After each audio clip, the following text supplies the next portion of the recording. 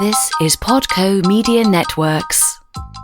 On episode 94 of Confessions of a Marketer, Brand Strategy.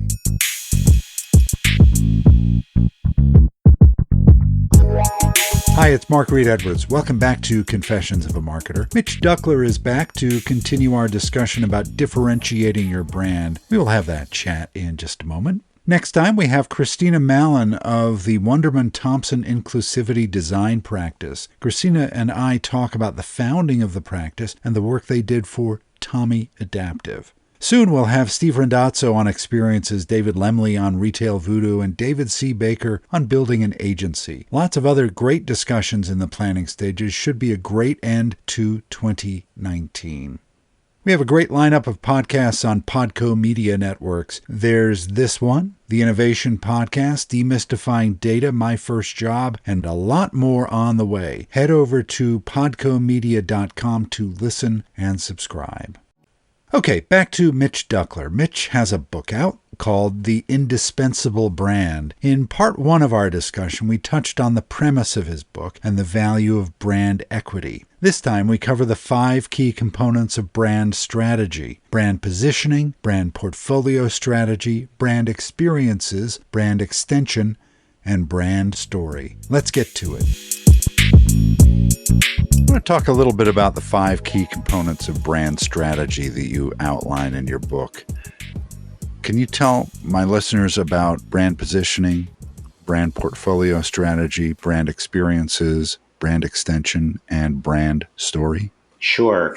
Those are all, they are for the most part all strategies. Although one can argue that they're also, they start to get into the delivery or the development or activation of brands, but they really are the cornerstones, I believe, of building indispensable brands. So let's start with positioning. Yeah. It all starts with your positioning. And I often say, and I think most marketers would agree, no matter how world-class your expression or your activation or execution is, you're not going to become indispensable if your positioning, right, the strategy underneath it isn't solid, right? And if you aren't differentiated to begin with, no matter how well you execute, you're going to be indistinguishable.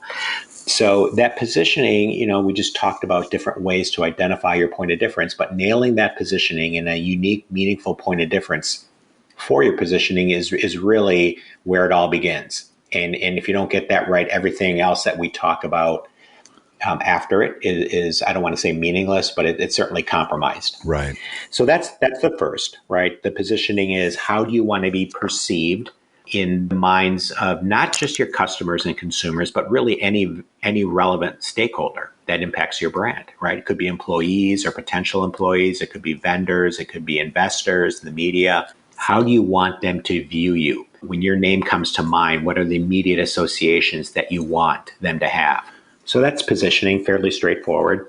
The second one is portfolio strategy and brand architecture, which is really how do you manage, and this is typically more in the consumer realm, right? But the house of brands, right? A Procter and Gamble. How do you manage a portfolio of brands and build a very strong offering of brands that are very strong independently, but their collection is also very strong and very thoughtful and very purposeful. So that's developing a portfolio strategy or an architecture that sets your company up for success through the success of individual brands.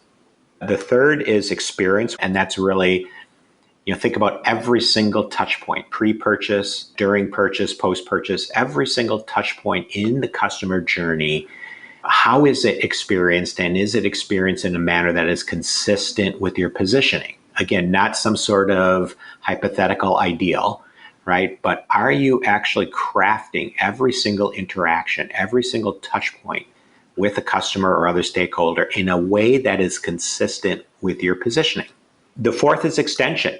And there's a chapter in the book that talks a great deal about brand extension. And that is, how do you use your brand positioning, not just as guardrails to prevent you from extending in ways that are not healthy for your brand, but also how can your brand positioning be a source of inspiration for extension? So as you think about the intrinsic attributes of your brand, how does that give you permission to extend beyond just the tangible?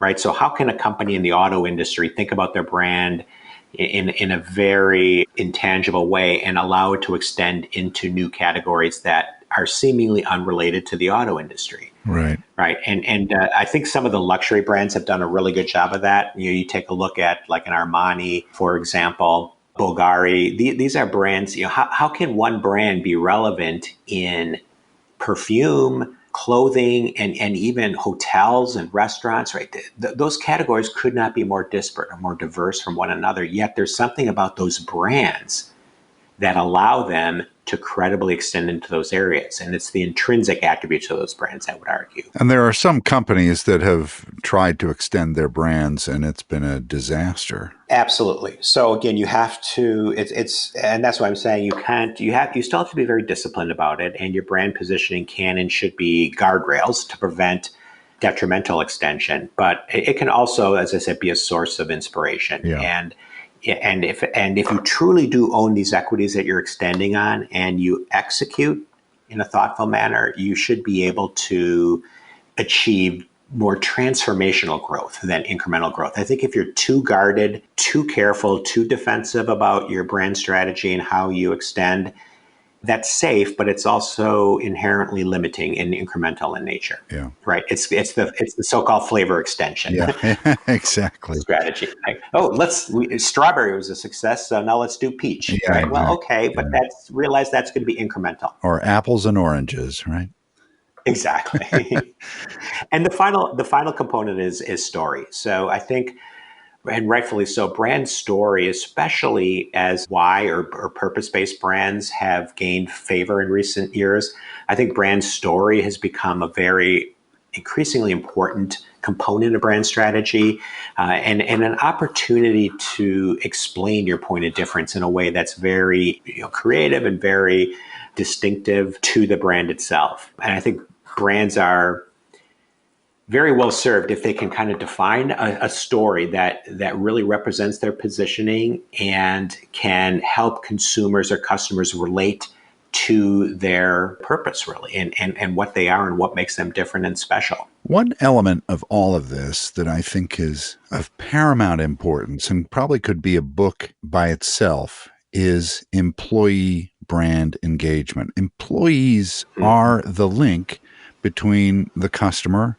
and the brand and often get overlooked, or they get brought into the creation of the brand at the last moment when all the strategy has been set and it's time to roll it out.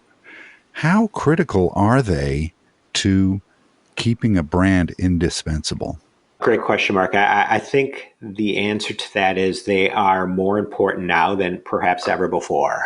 And I think there are a few reasons for that. The first is, as we mentioned, if you think about brand as delivering the experience, that's every touch point, and employees are a critical touch point. I think especially in the digital era, and especially in particular with social media, employees have a link to customers in particular and stakeholders more generally that they never did in the past, right? And when a person goes on, an employee goes on to social media, even well-meaning, and they talk about their brand, they are representing that brand.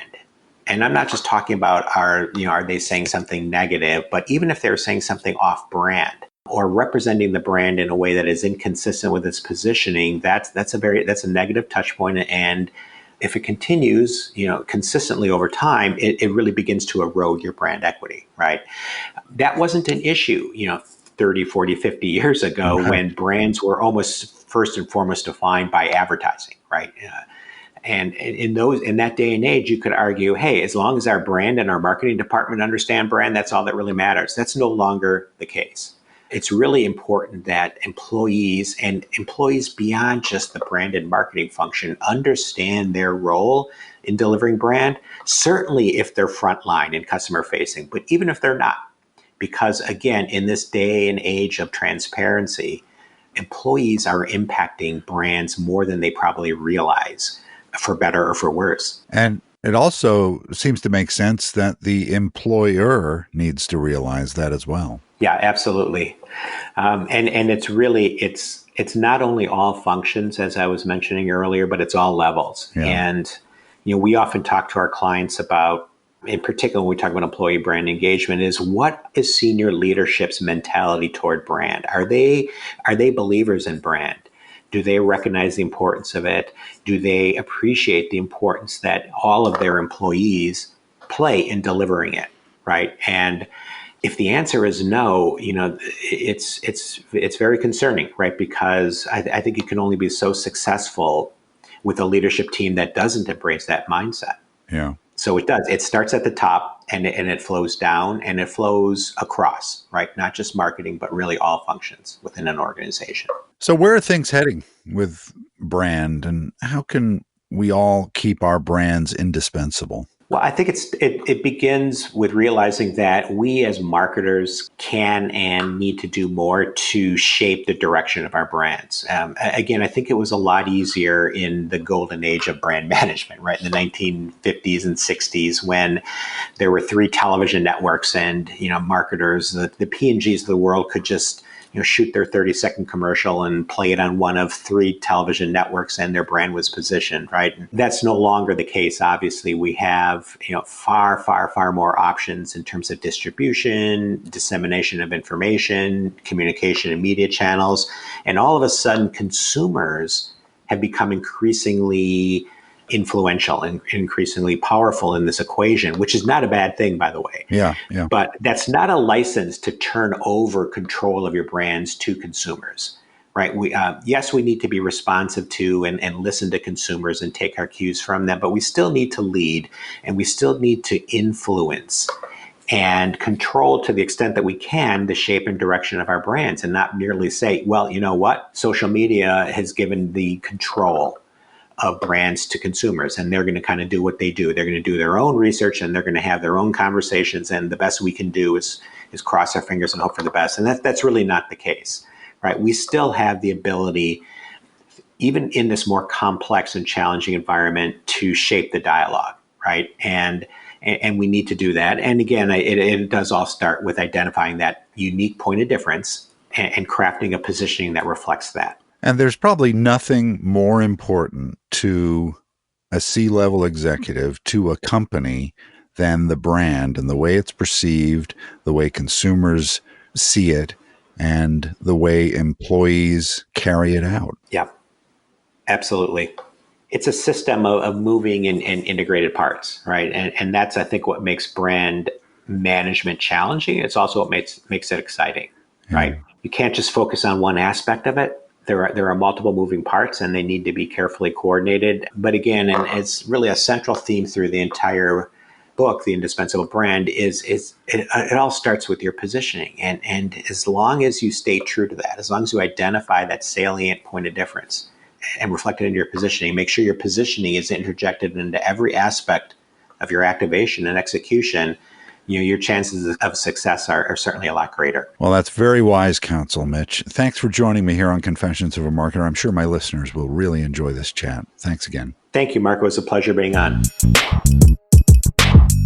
All right, next time, Christina Mallon of the Wunderman Thompson Inclusivity Design Practice. So stay with us. This episode of Confessions of a Marketer was written, produced, and edited by yours truly. T. Jordan of A-Class Productions wrote the theme music. Confessions of a Marketer is a trademark of Podco Media Networks, and this episode is copyright 2019. I'm Mark Reed Edwards. See you next time.